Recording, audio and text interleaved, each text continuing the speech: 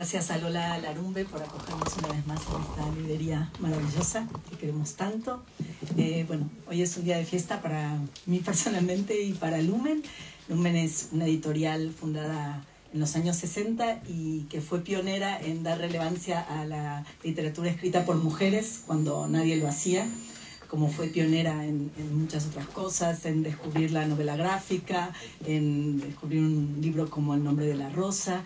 Y desde el principio en su catálogo estuvieron Virginia Woolf, Mary McCarthy, Hannah Arendt, Alejandra Pizarnik, Silvino Campo, Toni Morrison, Doris Lessing, Flannery O'Connor, ahora Anne Sexton, Anne Carson, Sara Barquinero, Sheila Heti, Hanya Yanagihara. Y en este catálogo, en donde también hay autores ilustres como Borges, como Contoivin o Grossman o Cunningham, nos da un gran orgullo acoger a Jasmina Barrera con este libro tan particular que es La Reina de Espadas. Yo leo desde hace muchos años a Jasmina, bueno, no tanto porque como veis es muy joven. Leía sus artículos en El País, en El Malpensante, en el New York Times y bueno, sus libros tan maravillosos como Cuaderno de Faro o Punto de Cruz o Línea Negra. Y siempre me ha fascinado su escritura. Pues ella ha hecho un máster de escritura creativa en NYU con una beca Fulbright, ha ganado muchos premios, ha sido finalista de otros tantos y tiene una escritura muy particular que la conocéis y que va hilvanando su vida con sus obsesiones, ¿no? Esas obsesiones pueden ser el bordado, los faros, el embarazo. Ahora es el turno de Elena Garro. Desde luego hay ecos de otras autoras como la propia Virginia Woolf o como quizás Rachel Cusk o Sheila Heti, pero también hay, creo yo, una profunda originalidad y algo muy perturbador en sus libros, o por lo menos yo la leo así. Gracias, Jasmina, por haber cruzado el océano. Estábamos pendientes de una fiebre de último momento que por suerte se disipó. Y gracias también a Marta Jiménez Serrano, otra autora muy talentosa que conocéis, que estudió Filología Hispánica en la Complutense y que tuvo un máster de estudios literarios y otro máster de lettres en Francia. Que ha escrito un poemario, La Edad Ligera, una novela maravillosa, Los nombres propios, y que acaba de publicar un libro de relatos, No todo el mundo, que también les recomiendo. Así que bueno, gracias por participar de esta presentación que va a comenzar ahora mismo y al terminar, Jasmina firmará ejemplares de La Reina de Espadas. Gracias, María. Bueno, buenas tardes a todos. Qué gusto ver tan llena la Alberti. Estoy muy contenta hoy de presentar este libro de Jasmina. Ella presentó el mío hace poco en Ciudad de México, así que es muy bonito estar yo hoy presentando este libro que he disfrutado mucho. No le he dicho nada a ella todavía, porque cuando se habla en la previa siempre se queman estas cosas. Pero lo he disfrutado mucho y lo primero que tengo que decir es que yo no había leído ni una sola línea de Elena Garro y que no sabía de ella más que un poco lo que sabemos todos, ¿no? Pero no era una autora que yo conociera mucho. Tú misma cuentas al principio del libro como es una autora que no formaba parte de los planes de estudio, ¿no? Que tú, aún habiendo estudiado literatura, no la conocías, no la habías leído lo suficiente, yo tampoco. Y en cierto modo creo que ha sido el modo ideal de enfrentarme a esta biografía, ¿no? Ahora todo lo que sé de Elena Garro es lo que me ha contado Jasmina Barrera, o sea que está muy bien porque no estoy contaminada.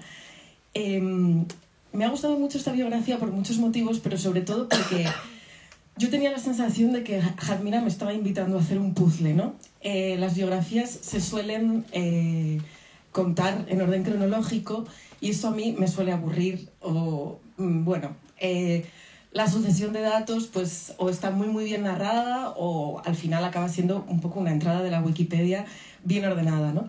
Y Jasmina no hace esto. Jasmina nos va dando diferentes piezas de este puzzle de la vida de Elena Garro hablando de diferentes temas, de diferentes partes de su vida, y yo tengo la sensación al final del libro de haber completado ese puzzle con sus muchos huecos, ¿no? Porque hay algunas piezas que no llegamos a completar nunca.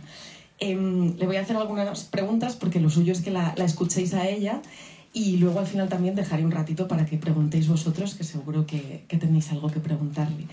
Y lo primero que te quería preguntar, yo he leído tus otros libros que son bueno, novelas o un poco híbridos entre la novela, el ensayo, la crónica, pero lo que te quería preguntar primero es cómo se aborda un ensayo que es la biografía de otra autora, ¿no? Y que además es un encargo que estuviste a punto de pedir que por favor te cambiaran a esta autora por otra. Entonces quiero saber cómo se aborda ese libro, que en cierto modo es diferente a los otros libros que has escrito porque no ha nacido tanto de ti, ¿no? Sino que venía de fuera. Sí. Bueno, primero quiero agradecer muchísimo a María, a Lumen, a Lola, a Alberti, a Marta y a todas y todos ustedes por estar acá. Estoy emocionadísima. Ay, ya. Sí, bueno, esta es la primera presentación de este libro. Todavía en México apenas está llegando a librerías. Y pues para mí era muy, muy especial presentarlo aquí, presentarlo con Marta. Elena Garro era una escritora mexicana y también española. Y bueno, vivió muchos años en España, tenía un padre español, la literatura española fue muy importante en su propia literatura, y yo creo que ella estaría contenta de que estuviéramos hoy presentando este libro acá. Y bueno, como cuenta Marta, este libro yo lo escribí un poco sin querer.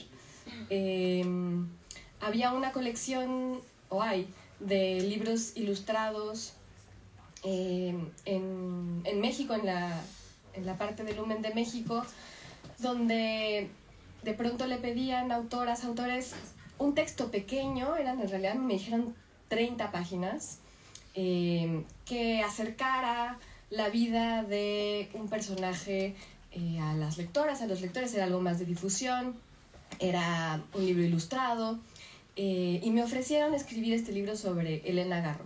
Yo había leído dos libros de Elena Garro que me encantaban y se me hizo fácil. Estaba más saliendo de un proyecto, a punto de entrar a otro, y dije, claro, lo puedo hacer. 30 páginas, que son 30 páginas. Y cuando empecé a leer los libros, los más de 20 libros de Elena Garro, las biografías, me costó muchísimo trabajo ponerme un alto. O sea, escribir 30 páginas me empezó a resultar imposible, porque además la vida de esta mujer era fascinante. Bueno, no te has puesto un alto, porque a los 55 años nos debes un capítulo todavía. O sea, que el libro ni siquiera está terminado. Ahí está, sí. Y sí, es una vida, son muchas vidas, creo yo. Este es un personaje tan multifacético, tan... que vivió todo el siglo XX, y que un poco podríamos contar la historia del siglo XX a través de su vida. Yo me volví loca, o sea, fue como que me fui por un hoyo de como la conejera del conejo, y estaba a la vez muy asombrada, muy enamorada del personaje y aterrada, porque como dices, nunca había escrito un libro así. No tengo herramientas de filología y de investigación. Las mías son muy rudimentarias, entonces pues iba a los archivos y no sabía muy bien qué hacer con todo eso, y lo padecí hasta cierto sentido, pero también lo disfruté muchísimo. O sea, era un universo en el que me encantaba estar. Y bueno, esto empezó a crecer, empezó a dejar de ser esas 30 paginitas, pero tampoco quería yo que fuera una biografía, porque para mí las biografías son algo exhaustivo, no son una tarea más totalizante, y yo no quería, y sentía que no podía, además, con una tarea tan grande respecto a un personaje tan enorme. Ya se han escrito otras biografías de Elena Garro, entonces no quería repetir lo mismo. Y yo quería más bien lo pensaba un poco desde la pintura.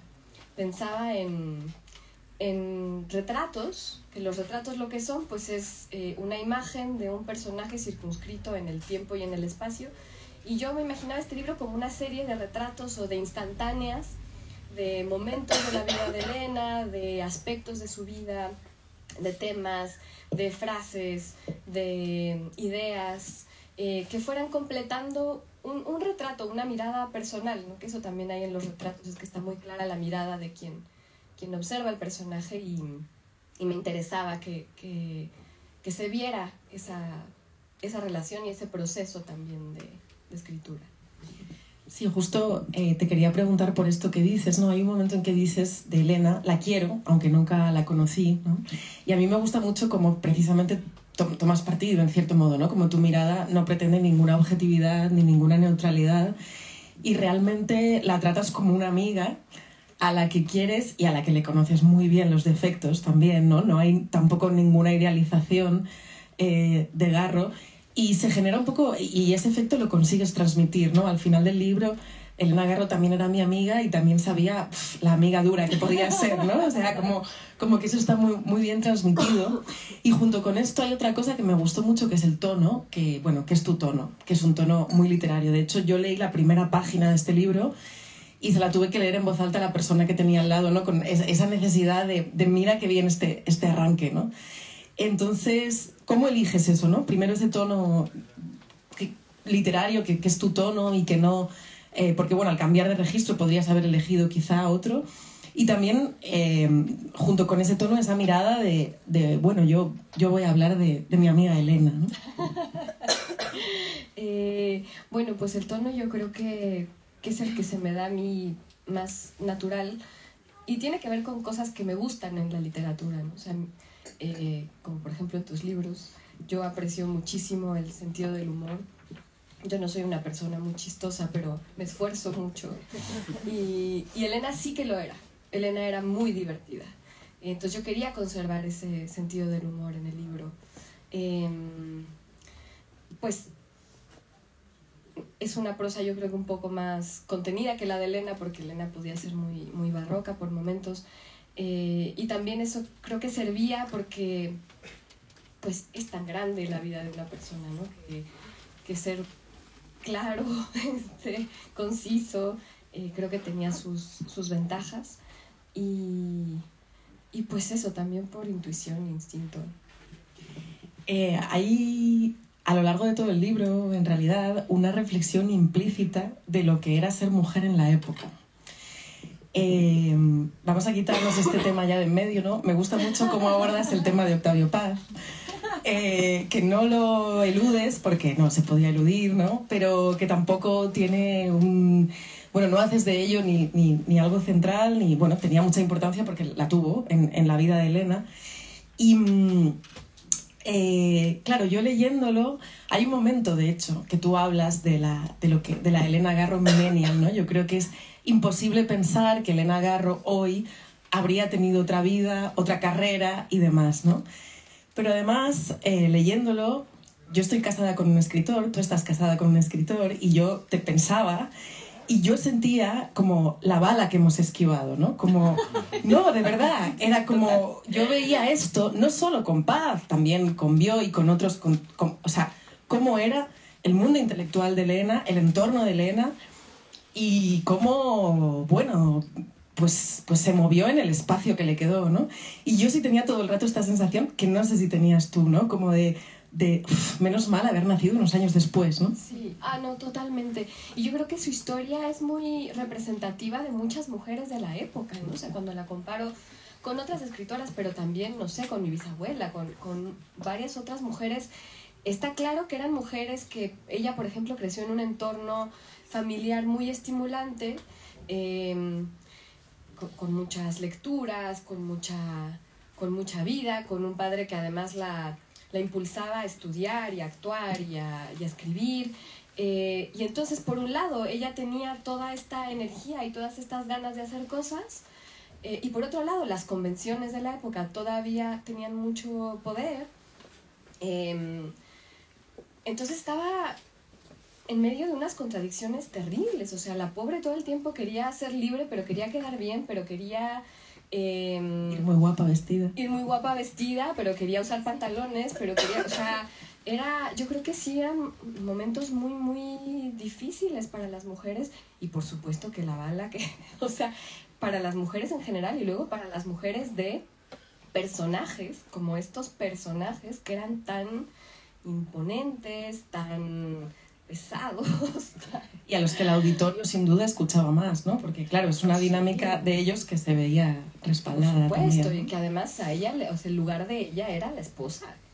Y se le exigió ese lugar hasta que se reveló como pudo, ¿no? Eso era muy bonito de ella, que les daba el avión, se escapaba, mentía, se disfrazaba, o sea, de todo lo que podía para no hacerlos enojar quizás, pero hacer lo que quería.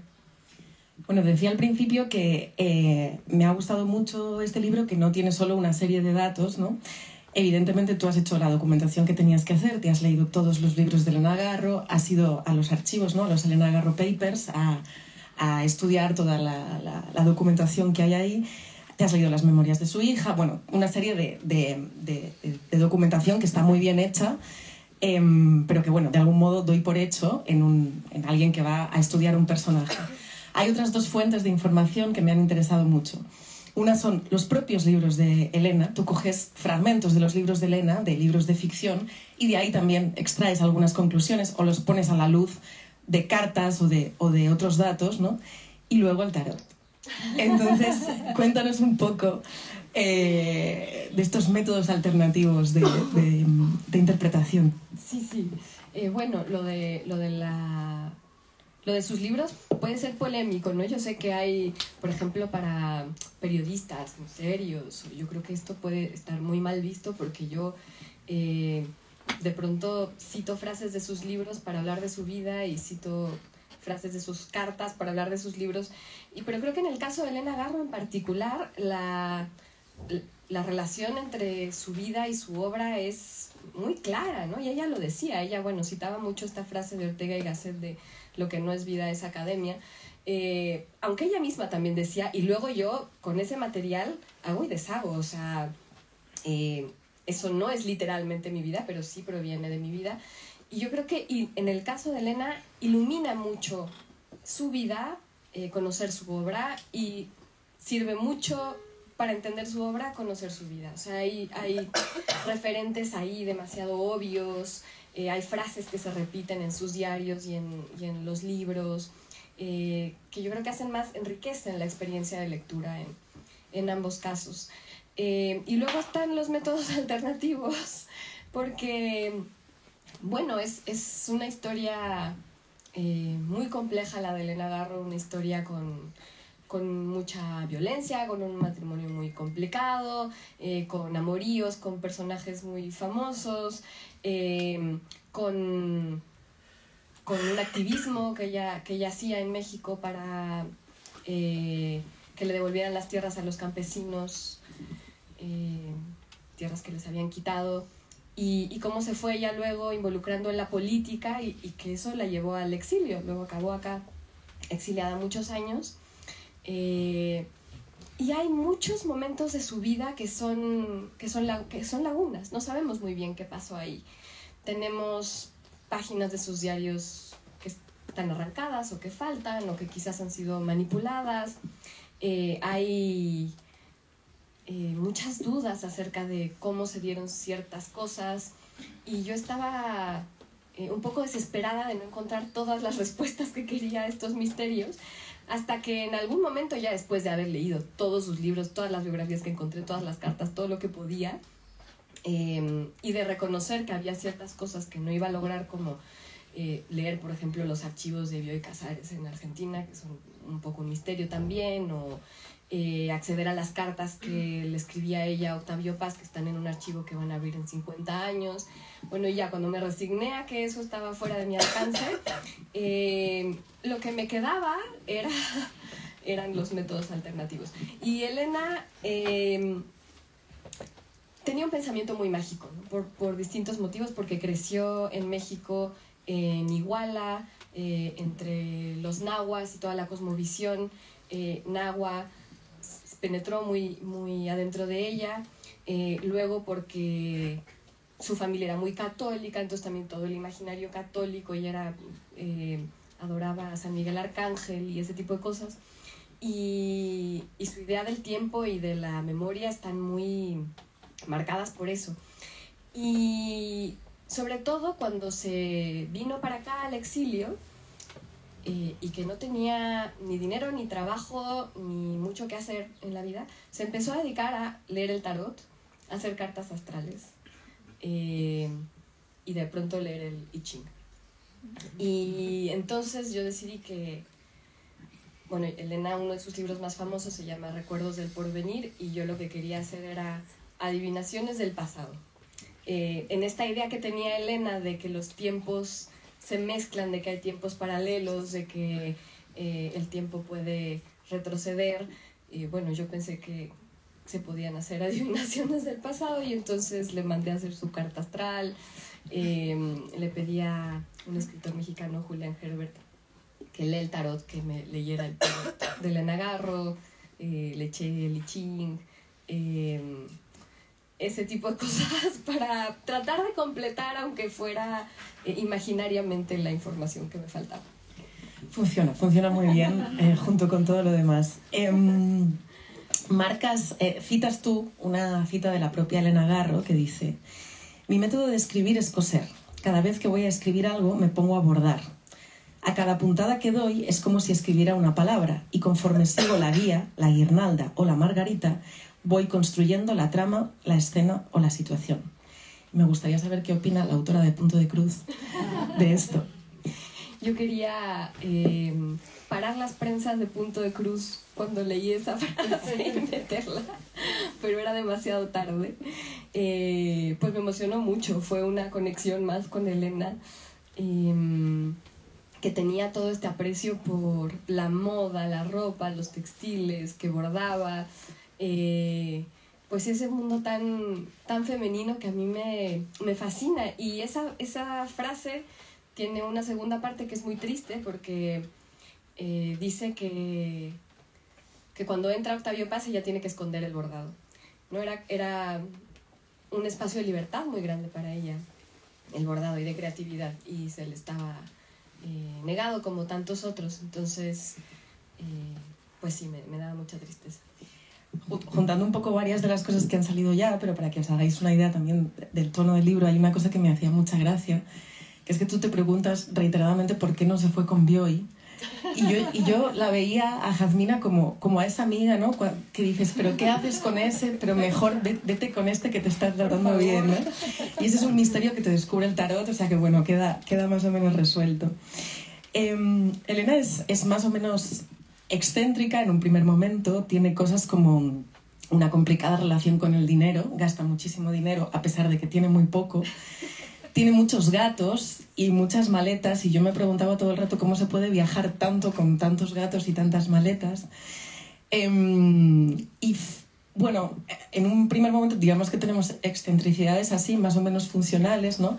Pero es verdad que termina, parece, enloqueciendo un poco, ¿no? Tiene cierto delirio de que la persiguen, empieza a escribir su diario en inglés para que no lo lean. Y hay una reflexión sobre la locura que haces que me gusta mucho, ¿no? Dices tú: el problema con la palabra loca es que ha sido por siglos un término paraguas para referirse a cualquier mujer deprimida, asustada, protagónica, enojada, controvertida o rebelde. Y Elena fue un poco todo eso, ¿no? Fue un poco todo eso. Y pobre, porque cuando una lee el libro, pues sí sientes que más bien la enloquecieron. O sea, seguro que ella ya traía sus cosas, pero hay muchos factores ahí pues de violencia, de persecución real. O sea, claro que después ella tuvo delirios de persecución, después de que la persiguieron realmente, ¿no? Ya la mula no era arisca. Y sin embargo, siguió siendo lúcida hasta el final de su vida. Eso es impresionante. O sea, cuando escuchas, hay un documental que grabaron en sus últimos años de vida, y es elocuente, clara, divertida, O sea, sí tenía rasgos de locura, pero no era una mujer desquiciada, para nada. Y la hicieron pasar por eso. Yo creo que todavía, ¿no? En el imaginario entre la gente de letras, quienes no conocen bien a Elena Garro, lo primero que te van a decir es, una loca, estaba loca, ¿no? Y es mucho más complejo que eso, me parece. 1968 es un año súper importante en su vida. De hecho, hay un capítulo de este libro que es numerología, ¿no? Y entre otros muchos datos numéricos está esto, 1968. Ahí el libro se vuelve un poco cronológico, ¿no? Porque cuentas muy bien todas las cosas a las que ella se tuvo que enfrentar políticamente. Y es verdad que parece que a partir de ahí ella sale de la élite intelectual mexicana, ¿no? Como que a partir de ahí su vida quizás se vuelve aún más borrosa porque no sigue participando de la misma manera, ¿no? Cuéntanos un poco de esta época. Sí,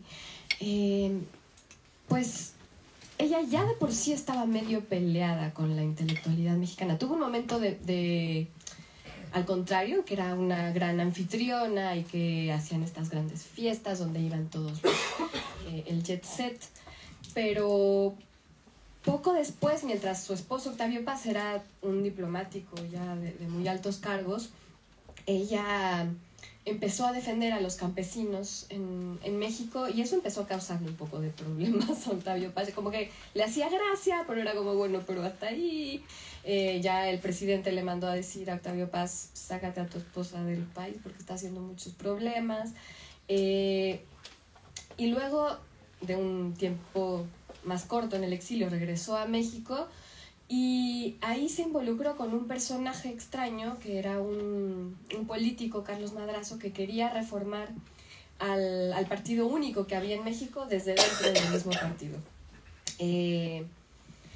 Y estaba también enfrentándose a mucha oposición. Ella estaba para mí medio enamorada de este personaje y al mismo tiempo empezó esta revuelta estudiantil en 1968 en México, porque empezó a haber represión de parte del gobierno a los estudiantes. Esto empezó a crecer y este personaje, Carlos Madrazo, le dijo a Elena, tú a ellos no los apoyes porque eso nos va a perjudicar, estos son unos comunistas.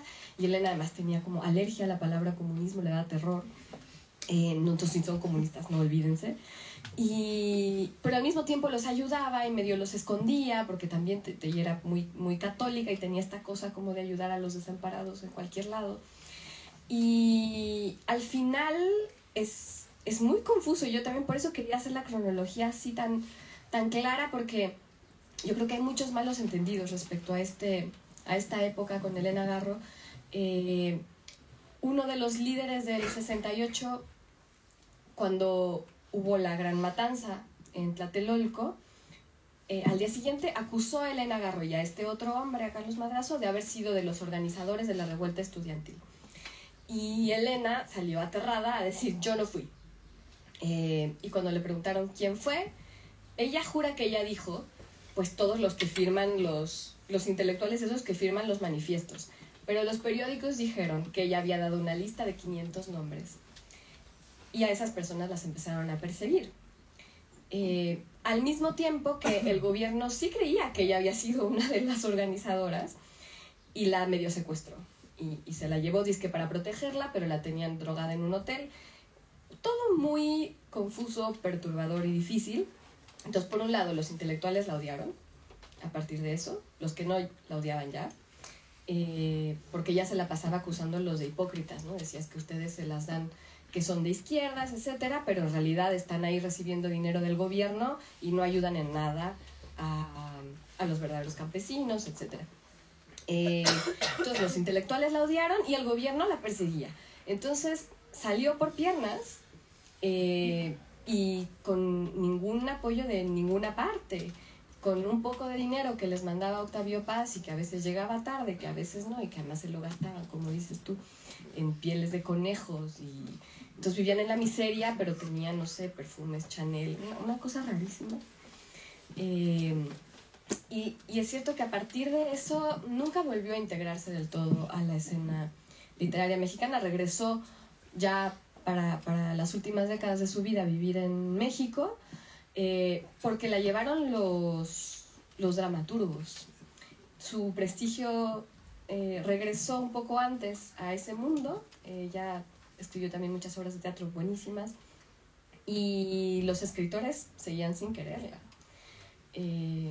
También porque era muy complicada y se peleaba, pero yo creo que ese desprestigio lo arrastró incluso mucho tiempo después de su muerte, ¿no? O sea, todavía hay gente que no la quiere en México, que no la soporta, sobre todo quienes idolatran a Octavio Paz. Sí, incluso pienso que dentro de, incluso si borrásemos, si es que esto es posible, a Paz, ¿no? Pero es verdad que ella en esas excentricidades que decimos, incluso en esa coquetería, o sea, como que representa muchas cosas que el intelectual a menudo, de las que el intelectual a veces sospecha, ¿no? Y como que es un personaje así. Ella es complicada y luego además tuvo todo un contexto también complicado, ¿no? A mí hay una cosa que me encanta de este libro, que es lo bien que pones, que usas de la misma manera, que pones en el mismo plano, por resumir, el dato y el chisme, ¿no? El dato es fundamental, es necesario. Como decía Jazmina, la vida de Elena está muy vinculada al desarrollo del siglo XX, y eso se entiende muy fácil en el libro, sin sensación de que uno se pierde ni de decir pero ahora en qué año estamos, ¿no? Sino que se ve muy bien.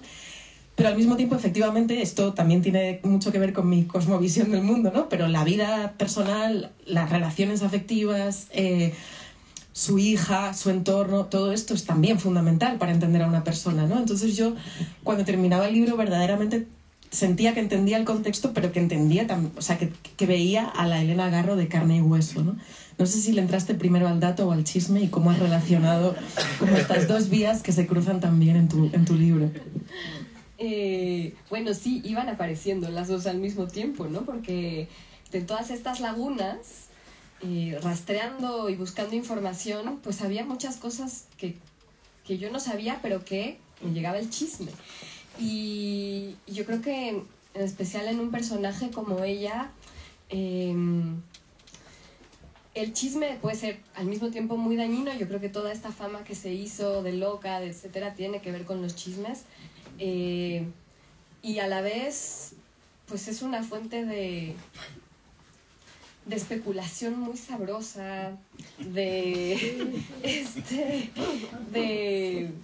literatura, creo yo, ¿no? O sea, es que bueno, tanto de lo que nos gusta la literatura tiene que ver con los chismes y con la curiosidad por la vida de los otros, y estas vidas además de esa época que eran tan extremas, ¿no? Cuando leí La hermana menor, este libro de Mariana Enríquez sobre Silvina Ocampo, y me acuerdo estar leyendo y diciendo, pero estas personas, ¿qué onda? O sea, estos millonarios que vivían, tenían 800 amantes, pero no se peleaban, pero eran cosas muy extrañas que incluso para nuestros días serían muy escandalosas, yo creo.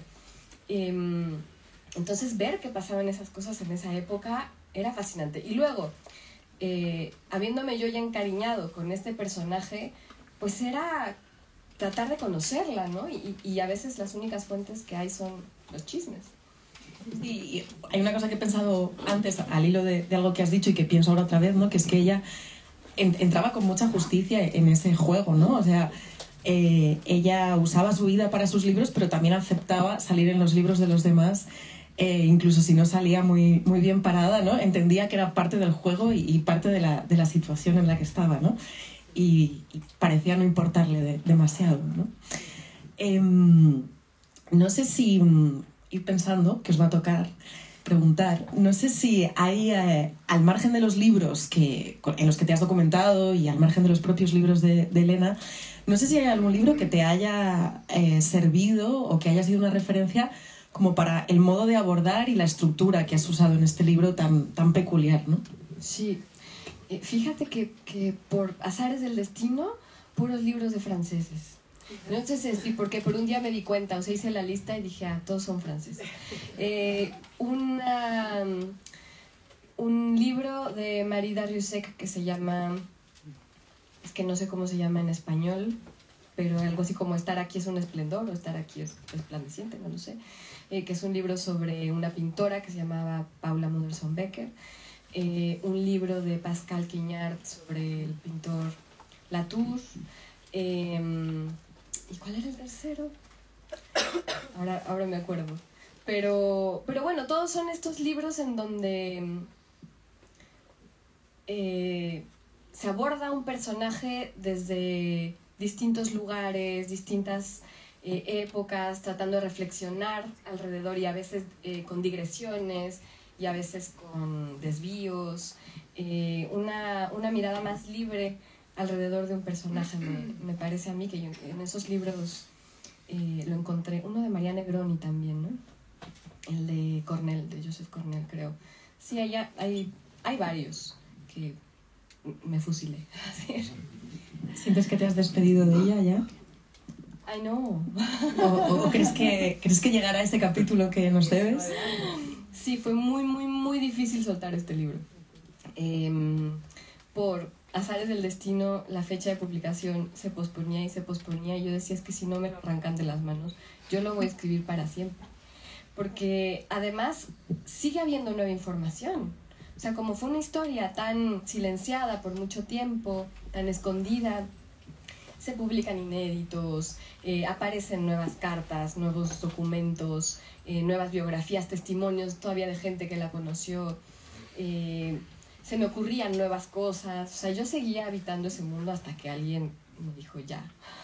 Bueno, hay una cosa que no he dicho y que me doy cuenta ahora que dices que siguen saliendo, ¿no?, nuevas informaciones y tal, y no la he dicho porque conozco y admiro y he leído a Jazmina y en realidad sabía desde un primer momento que este libro no iba a ser así, pero se agradece mucho que no sea un panfleto feminista, digamos, ¿no? O sea, muchas veces ahora hay bueno, es fácil rescatar a Elena Garro desde ahí, ¿no? Desde el panfleto obvio y es mucho mejor que eso, es una mirada más compleja en la que hay mucha reflexión, claro, desde tu mirada feminista y desde el papel que ocupaba ella, pero que no es ese rescate facilón, ¿no?, de las autoras del pasado solo para ocupar un lugar en el mercado editorial.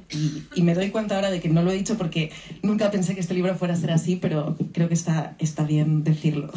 No, y en realidad, respecto a Elena Garro, yo creo que hay una narrativa muy polarizada. O sea, por un lado está quienes la descartan como la loca que solo escribió 2 o 3 libros buenos y todo lo demás es una mierda, o los que hacen hagiografías de Elena Garro, donde Elena Garro es una víctima perfecta del patriarcado y no tuvo ninguna agencia de nada en su vida y era una santa y una diosa, ¿no? Y pues no, o sea, yo creo que justamente desde el feminismo de lo que se trata es de entendernos en toda nuestra complejidad, profundidad y humanidad, y eso es lo que nos toca hacer. Lo has hecho muy bien. Muchas gracias. ¿Hay alguna pregunta para Jazmina?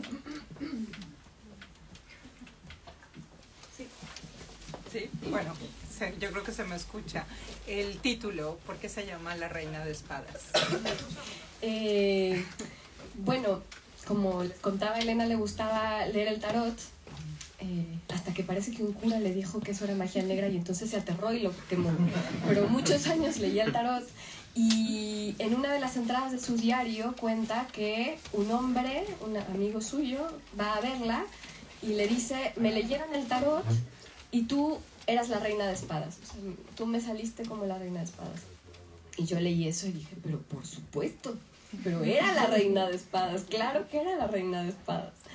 Era, por un lado, tenía todas estas aspiraciones aristocráticas, le encantaba vestirse con pieles y modelar, y ella quería ser actriz, y estaba muy orgullosa de su belleza. Le habría gustado Instagram, ¿no? Habría sido una buena millennial. Le habría gustado Instagram, muy buena, muy buena. Estaba obsesionada con la realeza rusa y tenía hasta como fantasías de que ella descendía de la realeza rusa. Y además era muy magnífica, ¿no? Muy seductora, muy impresionante, muy fuerte. y al mismo tiempo era muy destructora. Podía ser violenta, podía ser autodestructiva, pero muchísimo. Tiene un poema donde dice que su lengua es como una daga filosa, y bueno, está además lo del 68, ¿no? O sea, lo que ella dijo causó mucho daño. Entonces, yo creo que ese término retrataba muy bien esos aspectos de ella. Pero, perdón, te felicito, magnífico todo. Y acercarle además que la vives. Un micro, María. Totalmente, Cristina. Ay, perdón. Digo que la felicito y que veo que vive al personaje que ha biografiado, o del cual cuenta chismes también, que eso es muy interesante. Oye, te quería preguntar, yo conozco sobre lo de viví en México muchos años, y entonces conozco mucho de lo que dices y platicas, que es como decimos allá. Entonces, he leído el libro de Elena Poniatowska sobre el 68, digamos, Tlatelolco, perdón. Y no escribió nada Elena Garro sobre esto. Sí. Sí, escribió una obra que se llama Sócrates y los gatos. Sócrates y los gatos, en donde ella cuenta ese episodio de su vida. Sí.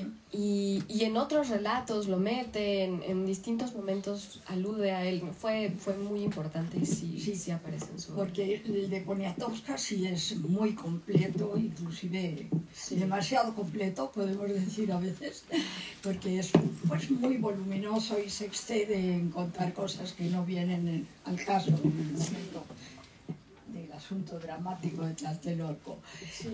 Pero como un libro solo sobre el suceso no existe, ¿no? Bueno, de Elena Garro no, está esta obra y está más enfocada en su propia experiencia y su visión de las cosas, no está muy documentada ni explica el momento histórico ni nada parecido, pero sí para entender lo que ella vivió. O sea, esa obra, cuando la comparas con sus diarios, por ejemplo, pues tiene muchísimas correspondencias. ¿Y por qué a su regreso, ya te lo voy a dejar, por qué a su regreso a México fueron los dramaturgos los que más la apoyaron? Pues yo creo que de casualidad, bueno, el mundo en el que se movía Octavio Paz, me parece a mí, que era más el de los narradores y poetas. Pero ella empezó a escribir, o empezó a publicar más bien, obras de teatro. O sea, lo primero que se publicó de ella eran obras de teatro. Y fueron una serie de 3 obras que son espectaculares, medio surrealistas, con un gran sentido del humor. Y que tuvieron un muy alto impacto entre los dramaturgos en México. Y yo creo que esa fama la conservó y pues estas personas del mundo del teatro que igual no estaban tan vinculadas con el mundo de Paz, etcétera, pues más fácilmente pudieron recuperarla. Gracias. No sé si hay alguien más que quiere preguntar. A ver. Es el momento. Yo, aquí. Bueno, yo he leído todos los libros tuyos de antes, soy como muy fan, entonces claro, me interesa la figura de Elena Garro, pero por otro lado, tu mirada. Entonces, en este sentido, me parecía interesante entender, si quieres compartirlo, en qué aspecto ha resonado más con ella, si hay algo que ha resonado mucho en ti de ella, porque como, claro, en tu libro hay mucha subjetividad tuya, entonces todavía no lo he leído. Pero sí que me interesaba, porque a veces con esta figura femenina tenemos como un punto en que nos nutren, nos identificamos, no sé. Entonces me interesaba eso. Sí. Ay, muchas gracias, qué lindo. Pues muchísimas cosas. O sea, yo creo que en lo primero, en lo que congenio con ella es en su sentido del humor. O sea, me parece muy atractivo, muy seductor, muy delicioso.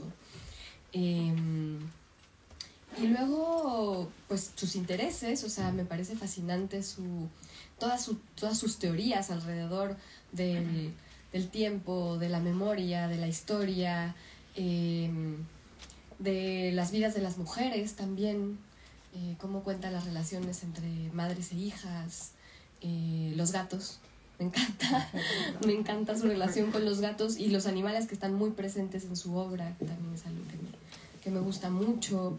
Hay 1000 cosas con las que me siento identificada con ella y incluso en lo que no me atrae mucho. O sea, nuestras diferencias también bueno, les decía yo que ella tiene una prosa muy distinta de la mía, pero que yo admiro muchísimo, que me encantaría poder escribir así. Así que ya le tengo cariño hasta sus efectos, ¿no? Ya estoy muy... sí. Bueno, tenemos que ir cerrando. No sé si para terminar y acabar quieres leer un trocito. Vale.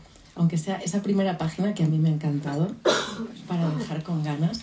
Muy bien.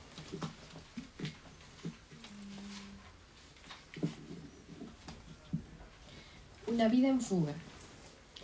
Al menos el principio está claro. Corría el año 1916 en la ciudad asturiana Cangas de Onís, cuando la mexicana Esperanza Navarro se enteró de que su esposo, el español José Antonio Garro, sostenía un romance con una prima de ella. Esperanza tenía 8 meses de embarazo y estaba comprensiblemente furiosa. Así que vendió sus joyas y partió junto con su hija de 2 años, de Baqui, al pueblo de Vigo. Ahí se embarcó rumbo a México, llegó a Veracruz y tomó un tren hacia la capital. Iba corriendo contra el reloj de su cuerpo y el parto la detuvo en Puebla, donde vivía su hermana Consuelo. El 11 de diciembre de 1916 nació Elena Delfina Garro Navarro, y así comenzó, ya desde el vientre materno, una vida en fuga. Muy bonito.